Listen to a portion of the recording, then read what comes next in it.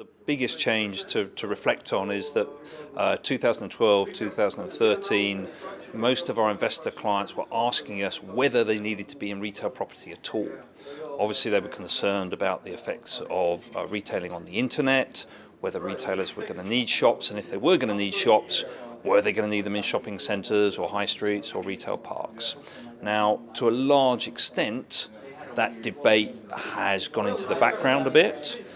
Most of our investor clients are interested to expand their exposure to retail. Clearly there has been a bit of a sort out within the retail world and some consolidation, but really across the retail sectors, retailers are still requiring real estate. So that's a relief. The next question, and the one we get asked now, is more about where they can get performance, which markets and which subsectors.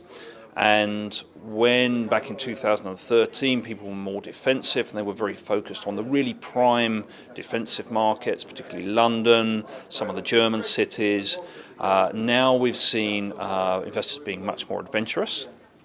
And of course we've all noted the big yield compression that's happened in Spain as investors have realised that market was on the turn, rents have been rebased, and now is a good time to get into the market. So in 18 months we've probably seen 200 basis points of yield compression in Spain. That started in Portugal, and really there's pressure on yields throughout the markets. Now you move that question on to sort of where next, where do I try and get some outperformance? Number of areas one could look at. One which I think is worth highlighting is the fact that yields in Italy are considerably higher than they are now in Spain. It hasn't seen the same yield compression.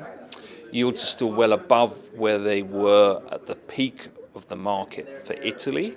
So one would think that Italy is a fair bet to see some yield compression, notwithstanding the fact that economically, there's a lot to overcome.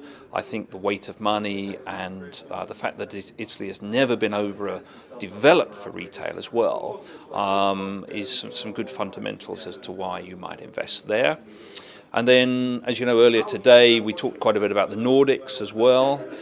So the Nordics has got a lot of wealth, a lot of private consumer wealth, and relatively underdeveloped shopping centres in terms of how they look and feel and what they offer to the consumer. So I think in the Nordics there's a great opportunity, particularly within those urban areas, to invest in the existing retail stock and actually improve it, make it more attractive, increase dwell times and spending. So in amongst the European opportunities, there are perhaps a couple that we might have a look at.